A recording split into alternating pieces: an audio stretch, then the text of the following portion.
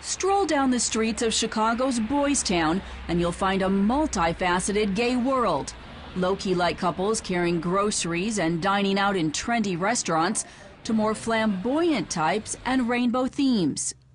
Andrew Marin has lived here in Boys Town for 10 years. This densely populated Chicago neighborhood is home to gays, lesbian, and transgendered folks and all the businesses that cater to them. It's not your typical ministry setting.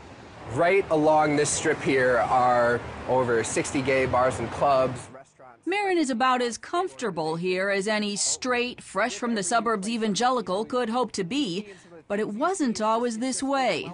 I grew up the biggest Bible-banging homophobic kid you would have ever met. And then the summer after my freshman year in college, my 3 best friends all came out to me in 3 consecutive months, and it just ripped my world apart, and I had no idea what to do. So as Marin puts it, he ran. I believe the church is wonderful at telling us what we need to theologically think, feel, and believe, but then not so good at providing a framework for follow-up and follow-through. Marin's follow-through included moving into the heart of Chicago's gay community. His plan, humbly listen and learn. The result, a fresh approach to relationships between conservative Christians and gays. Marin's vision is for the evangelical church to bridge its gap with the gay community. The first step, recognizing the pain caused by many Christians. There are so many people who have been kicked out of their youth groups, who have been kicked out of church, who have had their family, when they have come out, the family said, "We don't want to talk to you ever again, just go." That's why Marin and volunteers with his nonprofit Marin Foundation attended Chicago's Gay Pride Parade armed with these attention-getting T-shirts. It's what has given him credibility with the gay community, says author and researcher Dr. Mark Yarhouse. I think Marin is beginning with a posture of, I'm sorry, we've made mistakes as a Christian community. I'm sorry for the ways that you've been hurt by the church. And that position is one that's disarming. In his award-winning book, Love is an Orientation, Marin explains that many Christians and gays get hung up on hot-button questions, like is homosexuality a sin, and are people born gay? Those issues, he says, are conversation non-starters that block dialogue. For Marin, the key to success here is relationships, and specifically long-term relationships. I came out at 22. Brian Blaze is just one of the gay friends that Marin hopes to keep for a lifetime. The Florida native grew up in an evangelical home and says Marin's book helped him to better understand his struggles over faith and sexual identity. For the gay community, to see a conservative evangelical person like Andrew stand there with open arms and love them and want to learn and be in that constructive tension with them, that's, I think, what is helping people change on both sides. Marin developed his concept of living in the tension from Martin Luther King.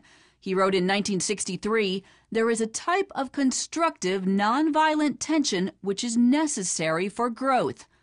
For too long, Marin argues, Christians have run from relationships with gays because it can be so uncomfortable. For example, what does a believer do when their gay friend decides to follow Jesus but still thinks it's okay to be gay? Stay in the relationship, says Marin. I can still dignify someone's story and humanity and experience as totally legitimate to them without giving away what I theologically think, feel, and believe. The culture war definition. This message is gaining traction with a new generation of believers who want to reach out while remaining true to their Christian theology. At this winter's Urbana Missions Conference, an overflow crowd of students packed his seminar, listening intently as he explained what it can look like to nurture friendships with gays. Marin's work is also catching the attention of many church leaders. Brandon O'Brien of Leadership Journal says today's pastors are well aware that they can no longer ignore the issue. I think Andrew does a great job of helping the church realize that, there are a lot of people in that lifestyle that are hurting and who want to be reached with the gospel and who want people to embrace them, who want to be welcomed home to the faith in a lot of cases. It may take years to understand Marin's impact on the church and the LGBT community. In the meantime, he's putting down even deeper roots in Boys Town buying a new home in the neighborhood and continuing to invest one person at a time. I have a lot of pride in my neighborhood and in my city and in the people who are there because they're children of God just the same as I am, just the same as you are. That's what Marin says is his calling, his true orientation.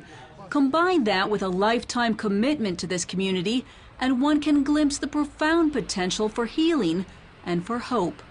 Reporting in Chicago, Heather Sells, CBN News.